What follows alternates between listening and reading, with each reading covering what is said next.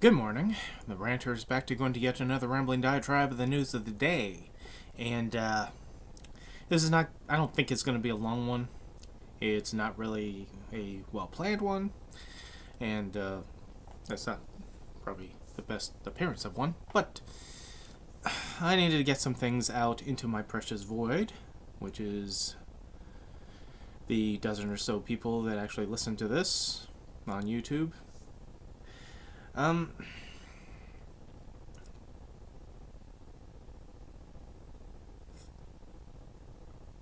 don't know when I say I don't get it. What in terms of people who vote for Trump, who want to vote for Trump, who listens to what he says, and claim to be good and decent people, and still vote for him. There's a concept that we hear, we've heard since, we may as well say we heard it since 2016, that the things that you heard about Trump is already baked in the cake. And which is like kind of the glossed over reason why we don't worry about what he says, because we already heard what he says, we already hear what other people say about him, and it doesn't matter to us, it's all baked into the cake. So if you had any issues with any of the scandals or the implications or the accusations, we already heard about it, it's baked in the cake, we don't care. Alright, you get that from 2016 and the stuff that he had said or he had done throughout his career, not even just the political stuff that he had started with, but earlier from his histories and so forth. But people will say, we already heard about this and we discount it, or we deny it ever happened, or if he did say something, he didn't mean it, or it was just a joke, because that always is the catch-to here. In other words, blinders. We're not looking. We don't care what he says. We're just talking about the policy. So we're here for the policies and the like. 2016 through 2020, through that election, you get moderately more accusations, especially during his time as president, of the things that he tried to do, things that he did do, and things that he did say. Now that as a president he had the bully pulpit on blast, and Twitter became an official presidential communique to the rest of humanity, apparently. So, but still, whatever it was, be it accusations of collusion involving Russia, or his call to Zelensky, trying to push him to, in order for us to give him the aid that we were going to give him, Zelensky would have to promise to investigate Hunter Biden and his laptop and Burisma and all that. And it went to the point of saying, you don't have to actually, investigate. Just say you are investigating. Just say it, because Trump is a savant when it comes to perception. But again, all this stuff baked into the cake. All the stuff is baked into the cake. And we already know about that, because it's already baked in. It doesn't matter to us. We're still going to vote for him anyway. 2020 to 2024. January 6th happens. His desperate bid to stay in office. There's so many little details that has come and gone, and people it just went over people's heads, or they don't care. Like, for example, the transition team of Trump's digging their heels and not being helpful to the Biden transfer team, because, Biden didn't win. So we're not going to help them. The fake electors. that he wanted Pence to throw out the legitimately duly sworn in electors in order to put in their own slate of electors that would skew the perception of who won what into their direction, as opposed to the actual factual reality on the ground that the numbers were where they are. No one messed with the numbers.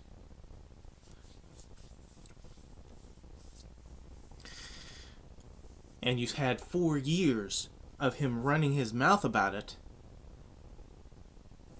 all this time. One of the things that I find, even as someone who is, blatantly an anti-Trump person like myself, I actually recognize the idea that if Trump just kept his fucking mouth shut, this wouldn't be a close election. Trump would win this. And I'm not even saying that he doesn't have a good chance now of winning it, which is actually kind of an asinine thing to even think about. But be that as it may, if he didn't spend the last 4 years whining like a child, then we could just take a look at what is going on the ground, what was Biden able to do, what was Biden not able to do, and then Trump and his gerbils would be able to, with a little bit more confidence, to trash Biden down. Go after Biden for his decline, his cognitive decline, the things that we saw not only at the debate but earlier. In any event that we get a little squeamish in seeing it, and then Trump would just point out and say, see? I mean, Trump felt good looking like the younger guy next to Biden, which is probably why he's still pouting at the fact that Kamala Harris is the one, because, she's younger, and she looks younger, and she acts younger, and she has energy, as opposed to Trump, who now looks old. He looks old. But baked in the cake.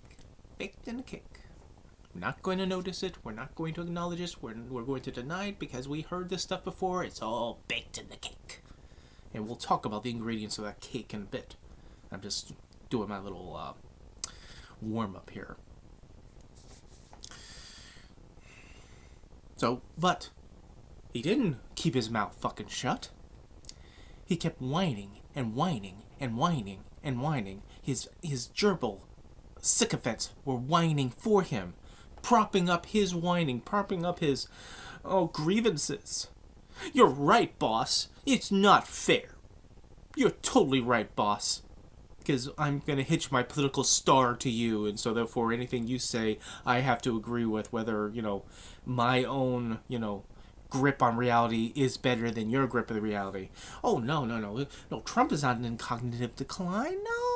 No, he just keeps saying World War II as opposed to saying that Kamala Harris and Joe Biden was getting us to World War III. No, this wasn't cognitive. There wasn't cognitive decline when he repeated 3 times that Nikki Haley, right? So, Nikki Haley, she was in charge of security on January 6th. Yeah, there was no cognitive decline there. See, I am ranting now. This is ranting. This is not me, reading off of, sources and talking about discussions afterwards. This is just me getting tired of the last few days and hating the fact that I'm not confident in this election. But I had to remind myself that I wasn't confident in the last one. And here's the thing about me not having the confidence. It wasn't about one candidate being better than the other, because that's not where my lack of confidence lies. Every time Kamala Harris goes out there, I am more impressed by her in her ability to improve since the last time I saw her. Because when she started running for office as president in this cycle, when she took the baton from Biden in this relay race to the White House, she was very uniform. She was She had a script, and she stayed on the script and didn't deviate on the script too much at the start. You know, she said the right things, but it didn't have the polish of sounding like it was impromptu that was coming off the top of her head. It was more like, I'm going to keep to this line, deviate only just a little bit when I need to, but I'm going to keep to this line. I mean,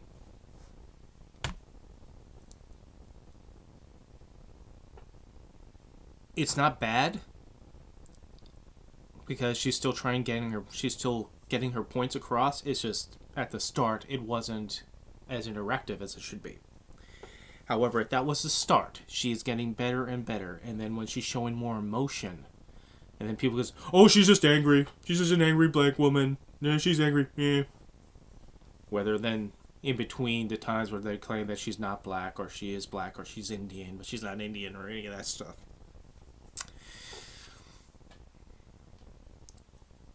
But she got steadily better as she went. While Trump, on the other hand, even though I have biased eyes because I have Trump derangement syndrome, Trump got steadily worse. Be it that he abandons policy whatsoever just to go onto a fear-mongering campaign where the United States is a complete and utter wasteland, that Kamala Harris and Joe Biden has destroyed cities somehow.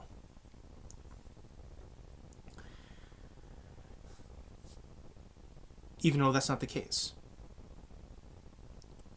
But it's always gloom and doom and the apocalypse. Especially if Trump doesn't win. The whole world would be an apocalypse if Trump doesn't win. I mean, he could stop that Ukrainian-Russia conflict like that. Okay, why don't you do that? Well, I need to be president first. Really? Okay. It seems that you've had conversations with Vladimir Putin since 2020 up to now. Your buddy Elon Musk has conversations with him regularly, as it turns out. But you can't call him up and say, "Hey, Uncle Vlad, could you cut the shit?" No. We have to wait till I get president so that we can sit down and we can negotiate. Yeah. Yeah, we know your ability to negotiate. Like the ability to negotiate your Republican Party to scrap the bipartisan border deal that may not have fixed everything, but it would have improved some things. It would actually spin a step in the right direction. But you didn't want to step in the right direction because Biden was still president. And you didn't want him to get a win.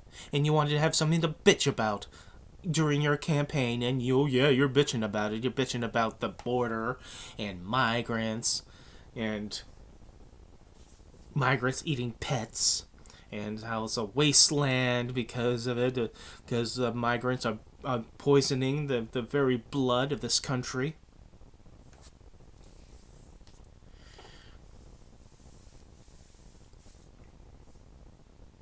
The stuff he wants to talk about on what he's going to do on day one, 20 million people deportation. Again, as I point out, that illegal immigrants do not glow in the dark. That you could have American citizens born in America that could be first or second generation American, but born here, whose their first language is Spanish, or is Korean, or is another nationality entirely, because we have the enclaves of different cultures, especially in our major cities. So if you have your goons go door knocking and you hear someone speaking Spanish versus an American, you're just going to assume they're illegal. And then you're going to kick them out.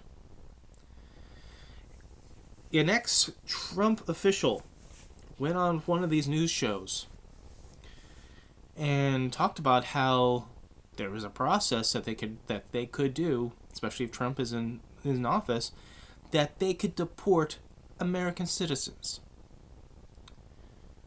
Specifically, American-born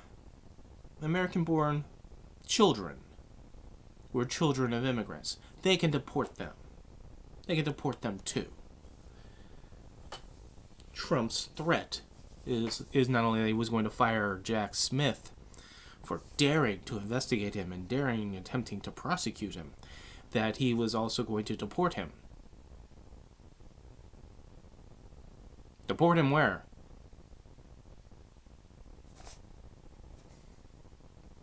Country of origin? This is his country of origin. So where are you gonna deport him? You're just gonna throw him across the border, any of our borders, with his suitcase with half of his clothes sticking out like a cartoon, and just stay out?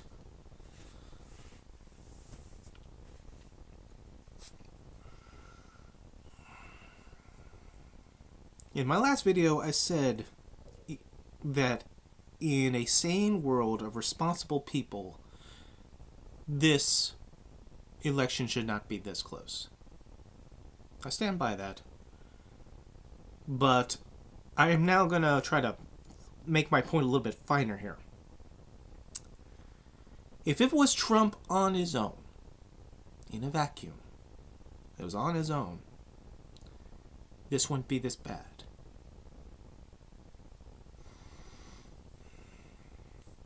But it's not just Trump. It's not just Trump that is the problem here. It's the people who were supporting Trump that put the blinders on and says, again, that any accusations that are levied against Trump, anytime we relay directly verbatim what Trump says, that they just sort of discount. Just, no, he was joking, or that's not what he meant. It's completely out of context. This and that. That is all baked in the cake. Seems redundant, unnecessary to mention what's in this cake that Trump supporters and Trump voters, and I'm not talking about the MAGA supporters. I'm not talking about those who are actually going to go out to the rallies and laugh at everything he says because they're being entertained. I'm talking about the actual Republican voters who do not like what he says, but they're going to close their eyes, they're going to cover their mouth and nose, and they're going to vote for him anyway. And those are the ones that says, well, all these accusations, all this stuff is baked in the cake. Now let's take a look at the ingredients of that cake, shall we?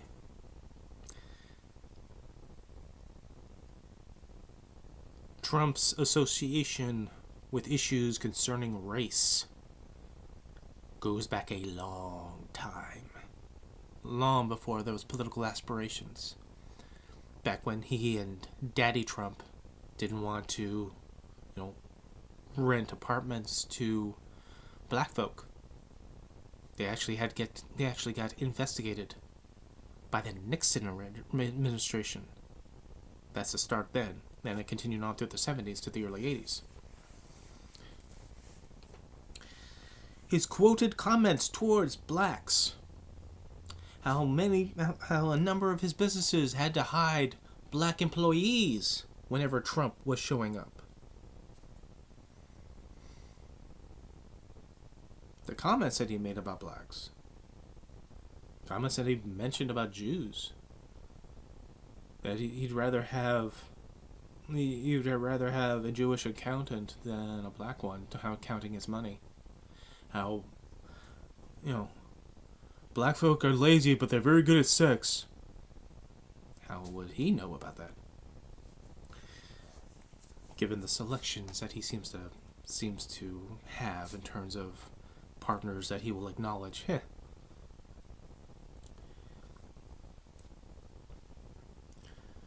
Advocating for the death penalty for the Central Park Five. And once they were actually exonerated and freed, completely innocent, had no comment, had no apology for them. For his words and his actions, him putting out flyers throughout New York City, advocating, wanting people groundswell to come up and convince convince the government to execute 5 innocent people.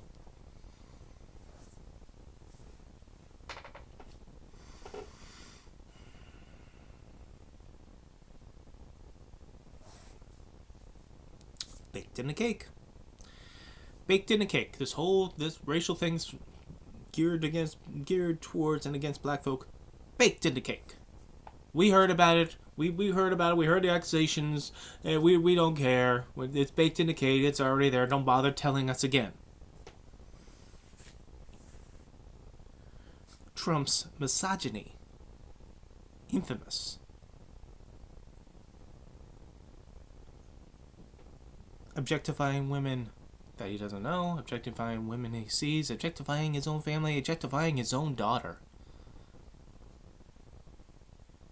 You know, people may roll their eyes when someone like me or people like me make mention of his sexual attraction to his own daughter.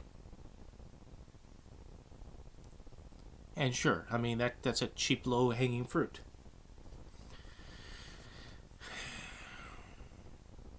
The thing is, it doesn't help that Trump gives us such ammunition to such accusations.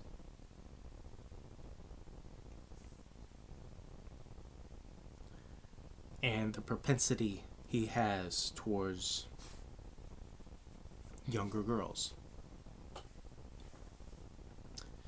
Again, for good and decent folk, good and decent family folk, good and decent moral folk, blah, blah, blah. Must be morning.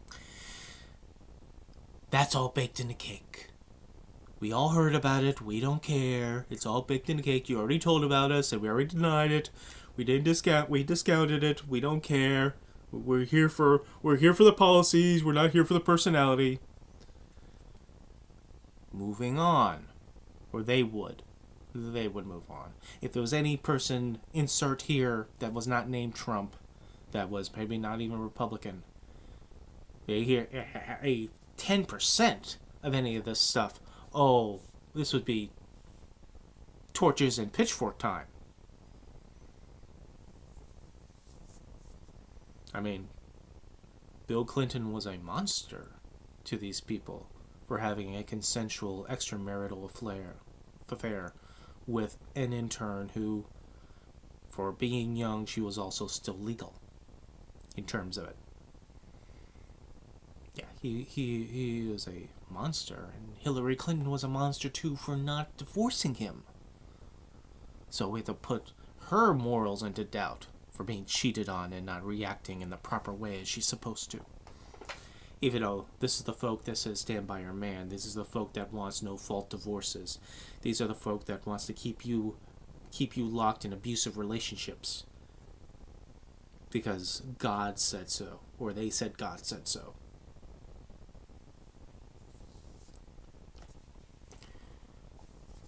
Baked in the cake.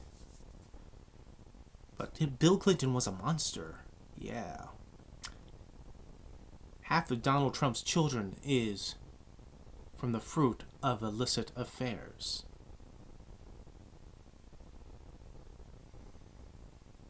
You all tout upon how he's so pro-life now, how he was so instrumental, that he self-promotes he's instrumental in bringing down Roe, even though he wants to be the champion of women. Yeah. It's also baked in that cake. There's a little bit of an ingredient in that cake where he was begging one of his, shall we say, mistresses that would later turn into wives to abort. Begged. Public record. No denial. Begged. Tiffany Trump would not be around if he had gotten his way. But, again, we heard this before. It's baked in the cake. I can go down the line of all this stuff. Let's keep in the last little point here. Keep in the last little point. Especially on Bill Clinton and compare and contrast Bill Clinton and Donald Trump. how we're supposed to like turn a blind eye and just like laugh it off and whatever about Donald Trump and his proclivities. Because despite the fact that has had children out of the marriages that he's in and so forth, some things that you're trying to trash Clinton for not even doing a fraction of what Donald Trump was doing.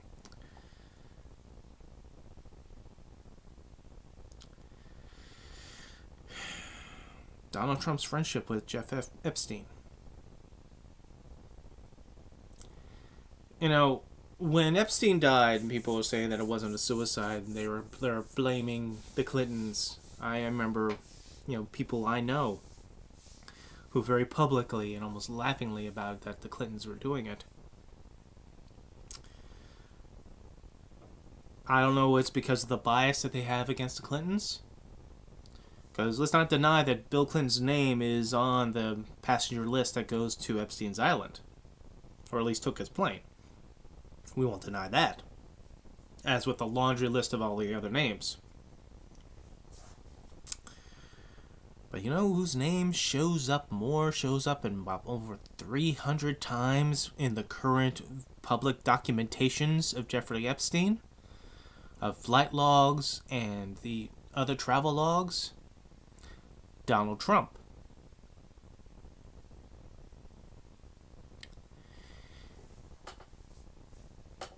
I will not say this is confirmed. I'm gonna say this, but I'm also prefacing the fact that this is not confirmed, since it has been rumored, but it's not been posted. But there is a video apparently, of Donald Trump molesting 13-year-old girl on video with Jeffrey Epstein watching. This has been floating around for the past few days. Take that with real or not. Again, this is all the stuff that's in this cake, this wonderful, delicious cake that you all want to eat. So if that video is true, then that adds to this running narrative of Trump.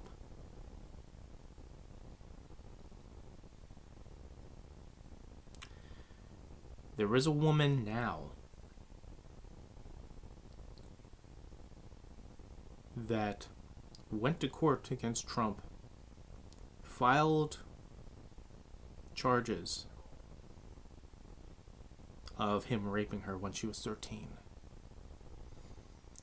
She filed it. She withdrew it. She filed it again.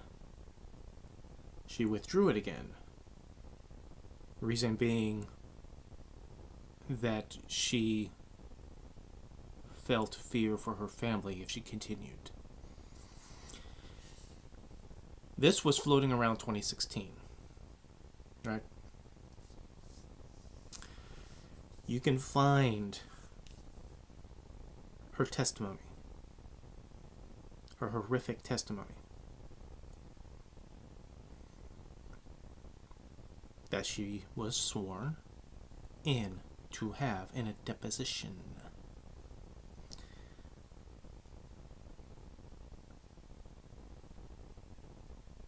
This is public. Anyone can find this, if you want to find it.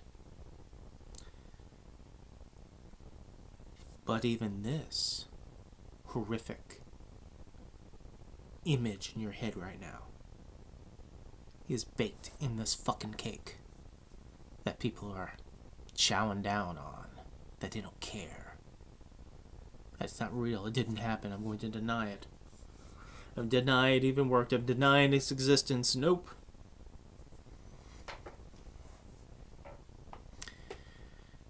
But the thing is, from the proposed video that could be out there, that if it's posted, holy shit, of him molesting a 13-year-old from Jeffrey Epstein to this rape case.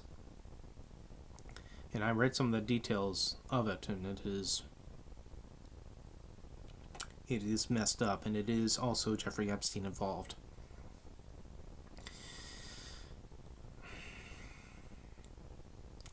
You connect those two,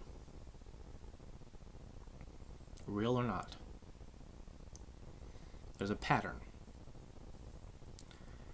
And what doesn't help Trump in this pattern is the fact that he went on to Howard Stern and bragged upon, as an owner of of beauty pageants, that he was able to go into, the dressing rooms of the pageant contestants, these girls in a state of dress or undress or naked, and just walks by and just walks in and says, "Everything's okay? Is everything okay? Does anyone need anything?" Because he's allowed to do it because he's the owner. Yeah, that's great. That's something great to brag about. Except for the fact that you're bragging about Miss Teen pageants. That even if the girls are up to the line of it being 18, those girls were 17, those girls were 16, they felt humiliated, they felt coerced, but they had no choice, they had no privacy. As this old man, even at that point in the 90s, compared to them, he's an old man. Gawking at them. Gawking and complimenting when he talks to Howard Stern, how see these beautiful bodies. These beautiful bodies of teenage girls that he has no right conception under God to be looking at.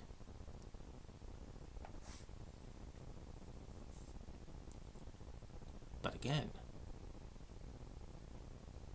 that's baked in the cake. So we don't care. We know about this. One of the things I always find interesting is that any of these accusations that comes out, the one thing you do not notice that any of these people who defend Trump, they're not surprised to any of these details. Not surprised. His authoritarian streak. So let's move off to the disgusting. Let's just take a shower after that. His authoritarianism. What he thought he was going to be able to do as president.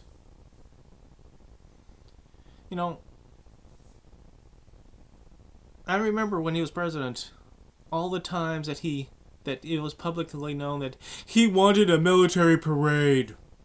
He wanted a military parade on July 4th. No one else has had them, but I should have it. I should have a coat with medals, and a little army coat, and I can salute my military, my generals. They wanted to have a military parade like they would have at Red Square. He would want to have these troops marching by, or the tanks roll by, and maybe some nuclear weapons that are on tractor trailers go by to show how big of a man and of a war hawk he is, even though he wants to also talk about how he didn't want to get into stupid wars. He was denied these because of the logistics of having such a parade, that it actually is damaging for the streets, especially if you're doing this down in D.C., because heavy vehicles are by definition heavy, and that actually wears upon the street. That would require the street to be have some maintenance to rebuild. They finally relented, I think, the last year, and they had this parade, and the parade itself was probably like half-hearted. I remember seeing some of it, and there was, in terms of like the public, because he thought this was going to be a public spectacle that everyone come out with to see a parade so they could see him being all military and macho. The problem was that no one really showed up. No one really paid attention. No one watched the parade. So it's just a self-indulgence of the dear leader to have his military. You know what I mean?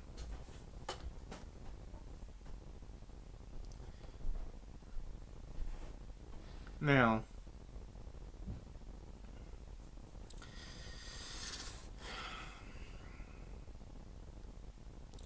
we hear from the people closest to Trump on his aspirations of what he wanted his generals to do. He wanted his generals to be like the generals that Hitler had in his infantile mind, or what he thought that was be.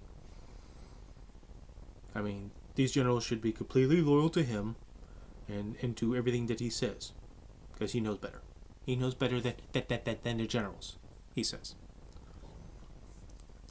These 3- and 4-star generals that didn't come out the womb as generals, that actually, had extensive political careers, starting out as volunteers, starting out as privates, and then ascending up into the ranks of officers, into the ranks of generals, to the highest echelon of the military. He knows more than them.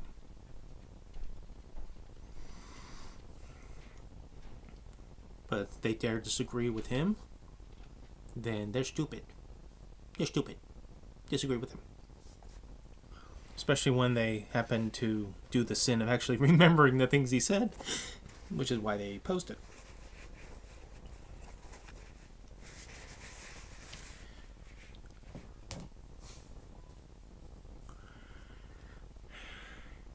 It is a wonderful contradiction how he will say that he hires only the best people. But then those people that disagree with him, they're just stupid. So did you hire the best people? Are they really stupid? What does it say about a boss that would complain about the stupidity of an employee that he had fired or who had quit? If that employee was in the service of that boss for a significant duration of time, especially like John Kelly. When did you notice that they were stupid? Did you notice they were stupid early on because you're so smart? Were you lulled? Did you misunderstand? Did you not see this stupidity? And what does that say about you, that you didn't notice it? You didn't notice it in the vetting process.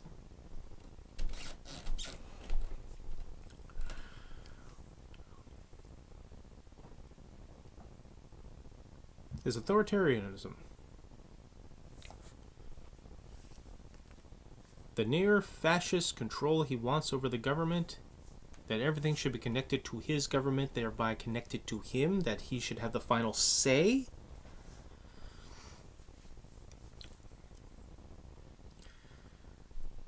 It is being reported that he doesn't want to have the rigmarole of people having to pass, clearances and background checks when they serve his interests.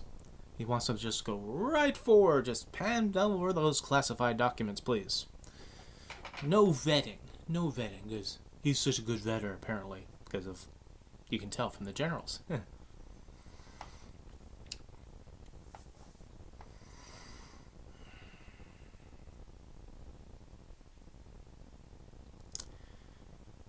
Looking a little further in terms of the authoritarian streak, than him invoking the Aliens Act, which I believe is the John Adams Alien Sedition Act, which allows you to separate and remove people for daring to criticize you, which pretty much is what it is. Alien Sedition Act. He wants to use it to invoke, to help legally invoke the exodus of illegal immigrants. Those people that glow in the dark that we can easily just find and we just remove without there being an issue. But also do this for his critics, people that disagree with him, people in power, people of influence. Get rid of them too. Use that against media for daring to, play it either down the line or skewed one way when he just wants state-run media that only skews his way. I mean, examples of that is him always seemingly whining and complaining about Fox News. How dare you have like an opposing opinion on my network? That's not fair. That's not fair. That's not fair for the network that claimed to be fair and balanced. It's not fair to be fair. No. Pout. Wah.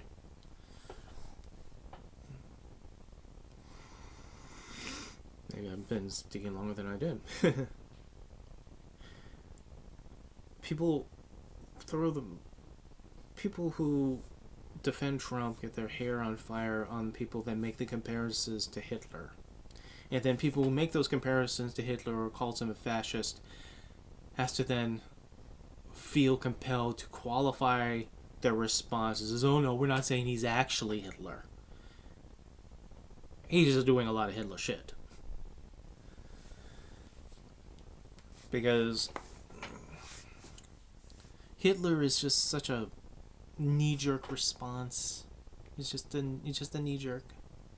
Like, it just invokes the viscerally, the anti-Semitism and the authoritarianism and the like that people still have, if not a living memory, a memory of going through in World War II. So they don't want you to compare him to Hitler. No. So when he says things that harken back to Hitler, what are we supposed to say? Are we not supposed to acknowledge this? Saying that immigrants are poisoning the blood of the country is reminiscent of Hitler. In his Madison Square Garden extravaganza, where people do hearken it back to 1939, where people did call that a Nazi rally. Now people are now, retroactively now thinking, no, that wasn't a Nazi rally, even though they were complaining about Jews taking jobs away from, Americans, even though they're just Americans, but whatever.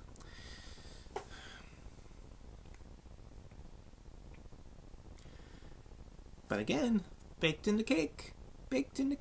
We heard about his admiration of how Hitler ran Nazi Germany.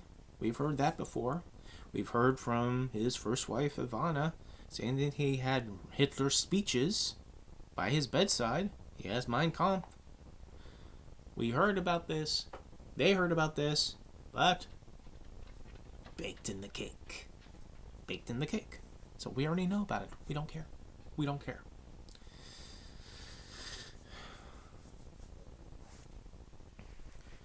The Alien and Sedition Act, or he calls the Alien and Enemies Act, from 1798.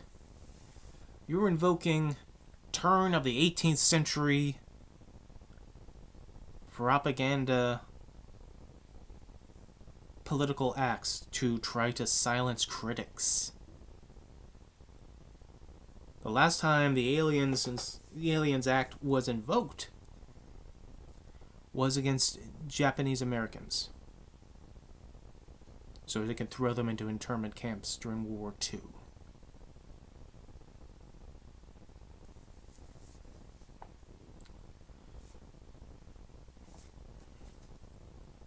How shamefully un-American that is. How we who learned this history feel ashamed so many decades after the fact.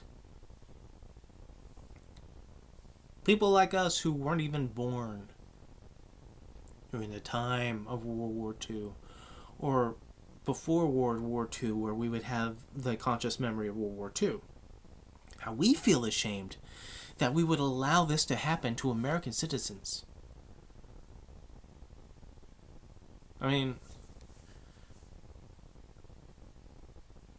people who didn't live through Jim Crow, who doesn't believe they have a conscious racial bias, though may have a stereotypical bias because of inexperience and ignorance. We feel shame about that. We feel shame that, civil rights should have been a no-brainer, that all of us that live here, that was born here, should have the same rights, despite the skin pigmentation.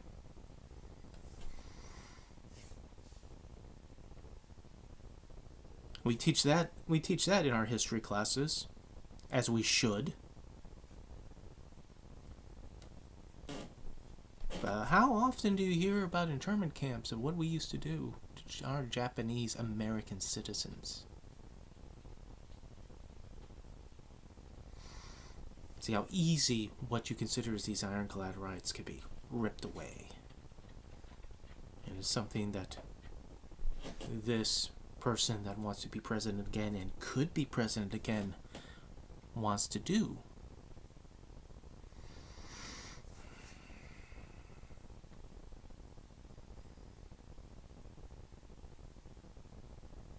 And starting to gradually land this plane. Let's just sort of reiterate here. Recap. What's in this fucking cake? What's in this cake that you all know? You all heard all this stuff and you don't care. Blatant racism. Blatant sexism. The accusations of, and the confirmation of one, from E.J. Carroll, of sexual misconduct, sexual abuse, accusations of rape, authoritarianism, from not only his aspirations and wondering why his generals cannot be as blindly loyal to him like he believes the generals were for Adolf Hitler, even though a number of those generals were trying to get him killed. Because even they, in the midst of their Nazi evil bullshit, thought that Adolf Hitler was also a fucking whack job that was ruining Germany. And ruining the party. And even if you don't want to buy, that he's nothing like Hitler, then why was he more comfortable around Erdogan and Xi Jinping and Vladimir Putin and during his presidency? How does he pals himself with dictators? Do smiling pictures with that glowing orb with MBS and be uncomfortable around Angela Merkel or Trudeau or anyone who actually runs a democratic free country. It's not very comfortable. But I want to be around my big strong men like Erdogan. Yeah, he's a big man, he's a strong man, he's a macho man. I want to be just like him.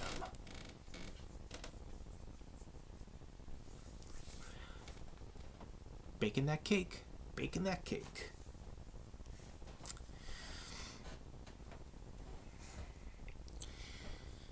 And then the last part, before I go into summations, is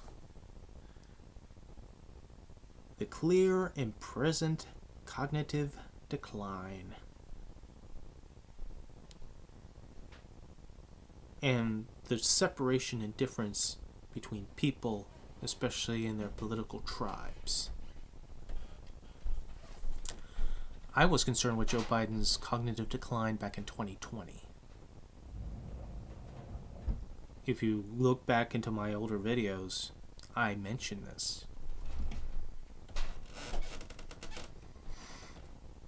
I made certain opinions because in support of Joe Biden, which he wasn't even my third choice in that election,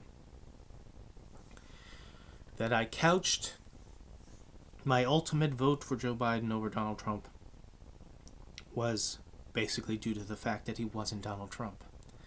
And I was hoping and assuming that Joe Biden would have good people around him for his presidency. And I was right. Despite what you want to think about Joe Biden, for the stuff that that he was able to accomplish, some people want to deny that he accomplished anything. Because they just don't want to ignore. They just want to ignore it. Blah, blah, blah. Whatever. He did accomplish the CHIPS Act.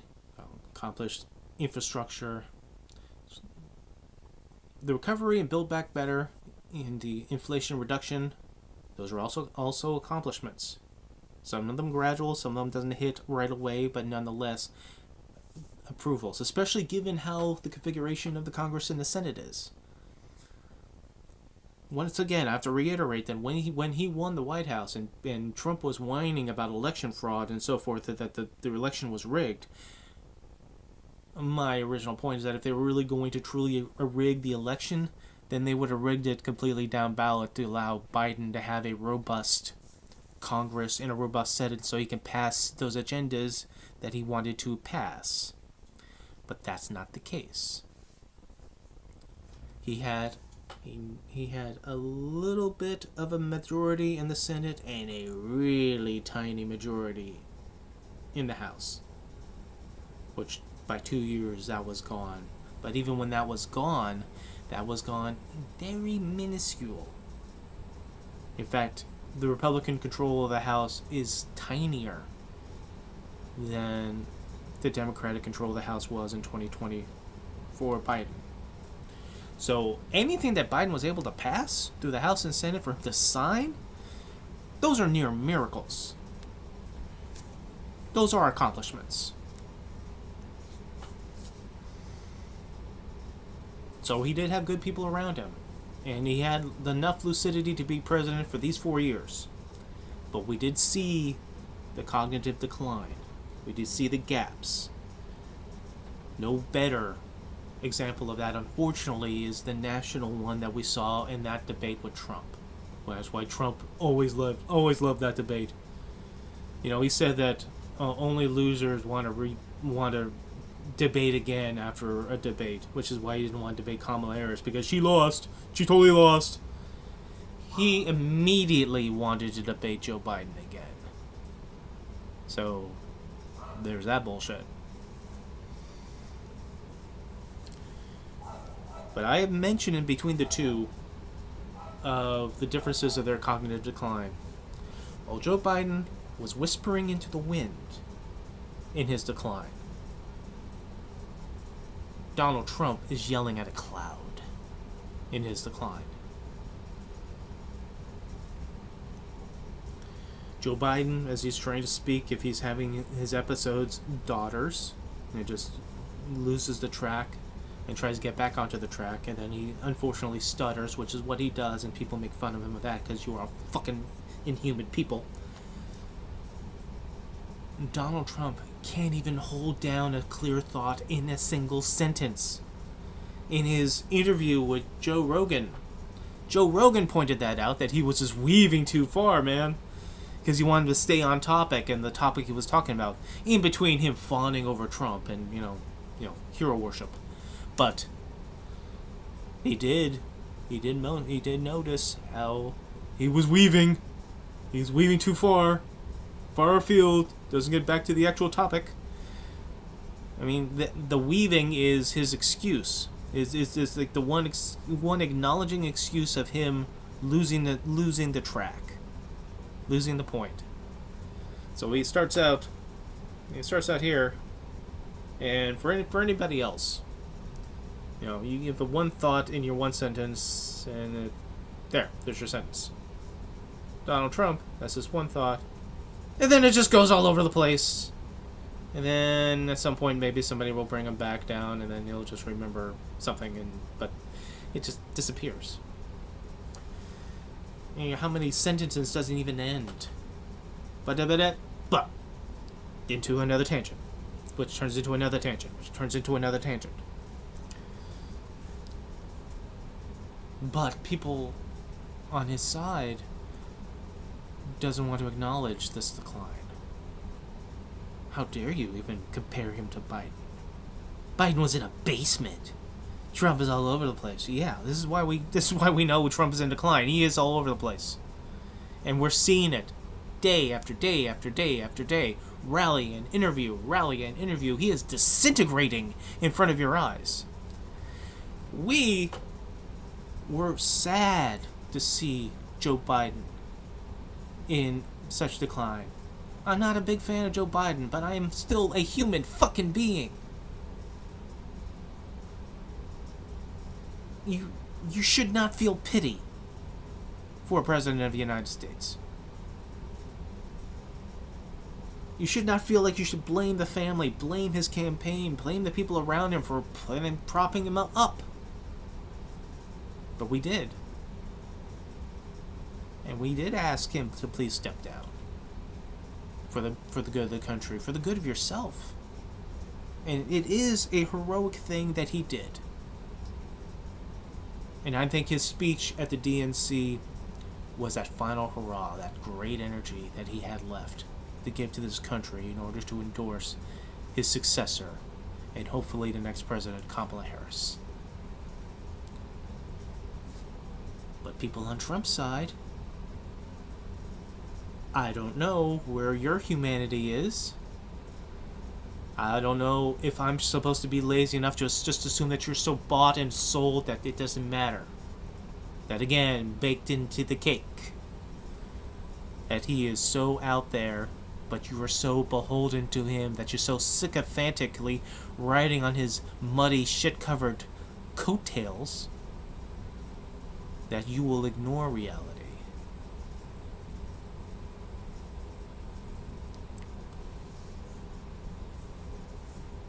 I mean, let's go back to the authoritarianism just one more time. In the mention of him talking about the enemy within, I have watched people go on to these interviews and when they're asked about the enemy within, tie themselves into knots to try to explain away what Trump meant by that. No. He didn't mean Americans. He didn't mean people that disagree with him. No. He meant the radical left. You know, the people that burned down the cities during the George Floyd riots. I don't remember the entire cities actually burning down, but whatever. But yeah, he meant people like that. You know, he meant the illegal immigrants. You know, just turn the military out onto them, and that's. When the interviewers, no matter who it is like, no, that's not what he meant. This is where the rarity, when the media actually puts its foot down, says no. The context was there. He meant the people that oppose him critically, politically. He named them as examples. He named Adam Schiff as an example. In the MSG Hate Fest that we just had 2 days ago, when his little shock comedian came out and said, you know, here's a laugh, here's a joke. This is just a joke now, but you know, there's an island out there just loaded with garbage. Hey, it's called Puerto Rico. Ha ha ha. Isn't that funny? Huh? Side tangent. Like Donald Trump, I'm going to weave this in a direction, so excuse me for my little side tangent of jumping off the plot a little bit, but I want to make a comment about that, because people are defending that jackhole and what he said. Either he did not know his audience, or he knew his audience, and he would think they found that funny. When people say, well, this is just a joke, lighten up, it's just a joke, you don't have a sense of humor. What is the joke? What is calling Puerto Rico an island of garbage? Where's the humor in that? Especially in New York City. Can you explain that to me? See, the thing is that a joke doesn't land is when you have to explain it. And it says, oh, he's a shock comedian. He's an insult comedian. Okay, fine. I grew up watching Sam Kinison. I grew up watching George Carlin. Sam Kinison, for a time, had shock humor against gays. It was the mid-'80s, and it was a time of AIDS. And he made very bullshit jokes against gay people that I flinch at. But even in the horror of those jokes, there was a point. Not a good point. People that disagree with him with that point, even his friends, when he went after gay people, when he went after AIDS. But the point was, AIDS was happening at the time. Okay? So, 1980 sensibility somehow, 2024, if Sam Kinison was around now, did those type of jokes now, he would be canceled. And that's just reality. Whether you like it or not, that'd just be reality, right?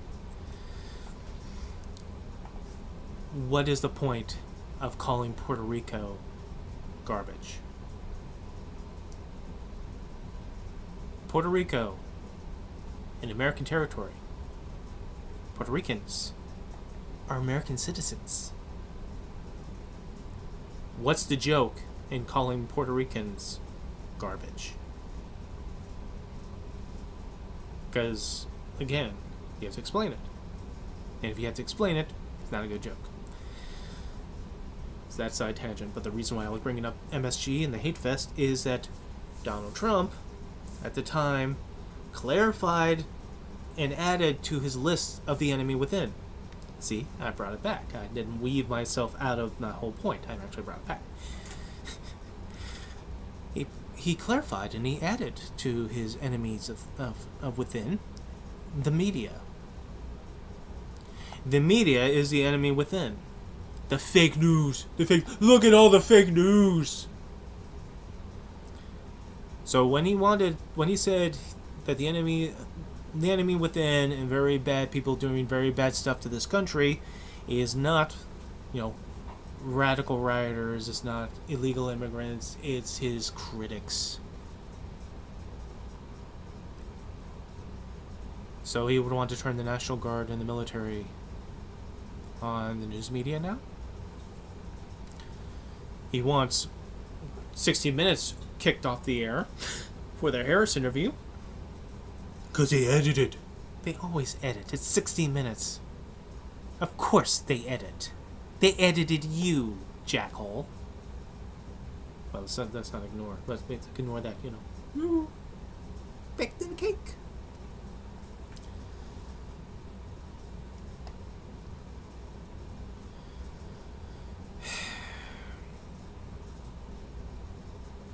But then people tie themselves into knots to defend him, the enemy within. When they say it's because the enemy within are like the rioters, George Floyd rioters. That was 4 years ago. When's the last riot you saw that wasn't, on January 6th?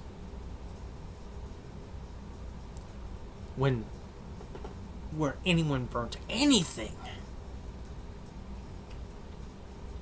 So you're worrying about a enemy within a radical left mobs that has not been seen, if you even call them that, they've not been seen for at least 4 years. You're still worried about them. Because I was watching the George Floyd protests, and they were indeed protesters and there were rioters, and it was completely a different thing. In fact, there was one point where at the start of, I believe of the protests in Minneapolis, and someone was breaking windows, and protesters were pushing him out and trying to get him away because they didn't want their protest to be colored and sullied by people who would riot. And it turns out that person that was doing that was actually a cop from St. Paul. So I don't know if I really would buy the George Floyd protests and the rioters that did do shit that should be prosecuted. They're all the same people. It is the same for me as to say that on January 6th, not every Trump supporter that was protesting is responsible or culpable of those who broke into the Capitol, that broke into the actual building, that broke through the barriers, that trampled over Roseanne Boyland till she died in their hurry to break into the Capitol, to break through the doors, to break through the windows. All the Trump supporters who were protesting, that were behind the barricade, that was not doing that shit, they were righteous. They were there to protest. They had every right to protest. They were right to be there to protest. It's not about them. It's about those that broke in. You know, the ones that Trump calls the hostages, the political hostages. I call them political hostages. See, there's a difference. Too many political hacks on one side or the other just wants to lazily lump, if there's something bad that's happening at a protest, has to lump everybody together into that protest. In that they're all rioters now. That's not true. It's not right. It's not factual, and people that think that way shouldn't really think that way, but they do. Sad.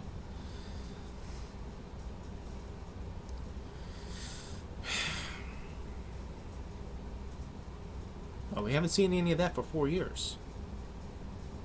But those are the people that Donald Trump wants to have the National Guard and the military to get them out.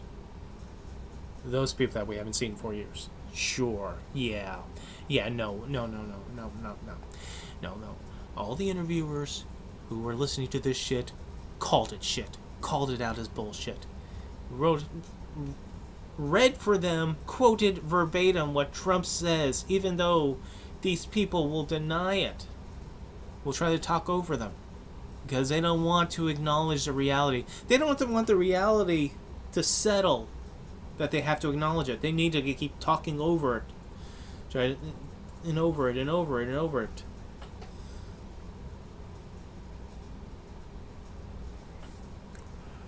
Okay. So, now in summation out of all this. See, the thing with Trump, there's so much to say about this. But the frustrating thing that it's hard to get into the head is understanding why this doesn't resonate. Or if it does resonate, why do you not care? Because we've now baked this cake. This little Trump cake where it's just tiny shortcake and an overdose of frosting. You know, all the sweet stuff that you like, but no substance. Very much like anything he says will have no substance, but he just says it and you like hearing it. Cake filled with racism, authoritarianism, misogyny, the accused and confirmed and liable sexual misconduct, abuses, and the accusations of rape, the cognitive decline, the worst of humanity, a person that people in the MAGA movement deify as a near holy being who also violated the seven deadly sins. All this is baked in. Num num num. And you are eating it. You are taking slices out and you are enjoying it because you are going to vote for him. Again, I'm not talking to the MAGA folk. I'm not talking to them. At this point, you're not going to reach them anyway, so why bother with them in terms of trying to convince them one way or another, because they're lost. They're lost being so rapidly entertained. They're so lost in their partisanship. They're lost in wanting to own the libs so bad that it doesn't matter what the dancing clown says, the dancing bear. Whatever he says that it entertains you, of the shit that he says. You know, half the stuff I get from Joe Rogan in his interview with Trump and how much he likes him is because he entertains him. Policy and substance notwithstanding. He likes him, and he's positive about him because Trump entertains him. And maybe that's the answer. Maybe Trump entertains you. like it entertains the MAGA folk. See, I'm talking to those Republican men and women, these individuals. I'm not going to monolith people. I'm not going to monolith a group, even though I said MAGA. I separate MAGA folk as towards the other Republicans. I mean, those who are just there at all times, ready to deny. But what are you here for when it comes to Trump? I wonder if these are the same people that go to Trump rallies and then leave Trump rallies. And I want to ask those folk, if you're leaving the rally, what did you come to the rally for?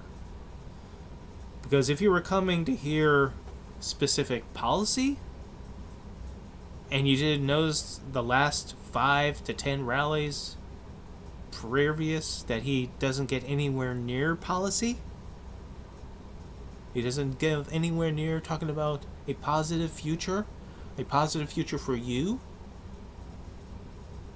Were you surprised that he didn't talk about it, so you decided to leave? Did you just enjoy the atmosphere of being around all these people, but then 10 minutes into the speech it says, well, I'm done. I'm fine. I had the sense of community that was wonderful. We're all brothers and sisters under the red hat, but I gotta go to work.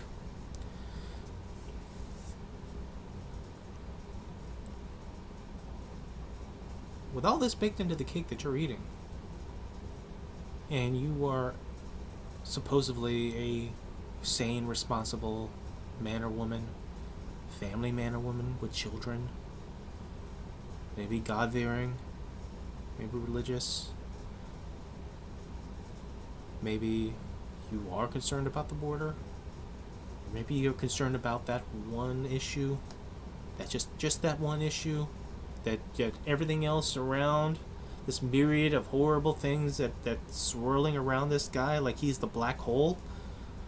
But if your issue gets addressed, even casually, even in a pandering sort of way, that's enough for you to hit the button. Because in the end, for these people who are going to eat this delicious Trump cake with everything baked in it,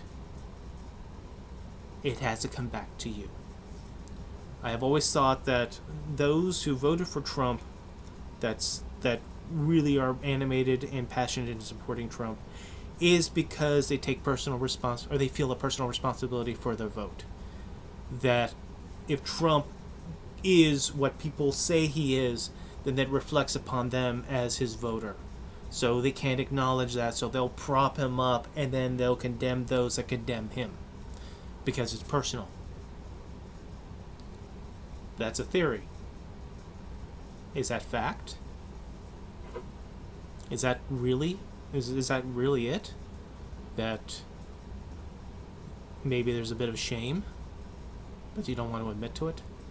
Shame at being wrong? Shame being like snowed by this con man? This snake oil salesman?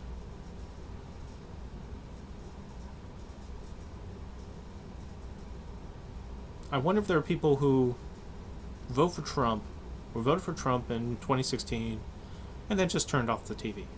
That just turned off the news. They're just like, I did. I got him elected.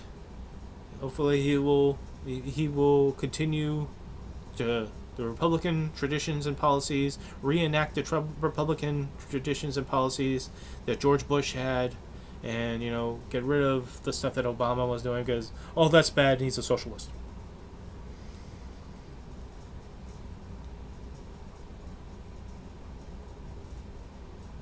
And you just turn off because you don't want the responsibility of what you have wrought in voting for him. So here's the thing. Donald Trump has a good chance of winning the White House again. The race is way too close for that not to be a possibility. With all this baked into cake, people will still vote for him. People will still actively support him. Publicly. polls go up and down, up and down. But when we're getting this close into the wire here, as it did in 2020, things broke for Trump. Perhaps again there's that silent majority of Democrats and maybe now even Republicans who's it's like, you know what, we had enough. We had enough of this. I don't know. We'll see. But for those who are voting for him, and he wins, and I'm not talking about MAGA, I'm talking about you men and women, that you feel that you're going to close your eyes, and you're going to hold your breath, and you're going to vote, no matter the fact that you know that he is not the person that you would want your child to be taught from, that you wouldn't want them alone in a room with, that you know that he can't keep a coherent thought in a single sentence, but you're going to vote for him anyway.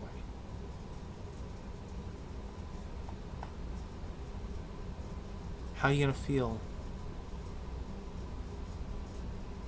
when we who criticize him is once again proven right about him, and you are the ones that put him into office? Do you feel any shred of responsibility for that? For yourself? Which you might subject your family to? If they're not like you in this?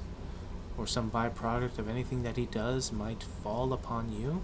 If him, touting a tariff policy as opposed to income tax, because he loves tariffs so much, going back to turn of the 20th fucking century. He's hearkening back to the late 1800s for 21st century economic issues. That's great for you? You think that's going to be great for you? In political theory, the status quo has multiple definitions depending on the policies, depending on the people from one side of the aisle or the other. If you are on the losing side, status quo is we're going down in flames. We're going down, nothing's getting better, we're going down. There's no improvement, they lied, there's no improvement, status quo, we're going down. If it's the winning side, status quo. See? Nothing's getting worse. Nothing's going down. No, we're on a steady track. All we can do is go up. Nothing's bad. Nothing's getting worse. Both sides, same status quo. Is that how you're going to be? Things don't improve rapidly, dramatically on him by the sheer will of him being in office?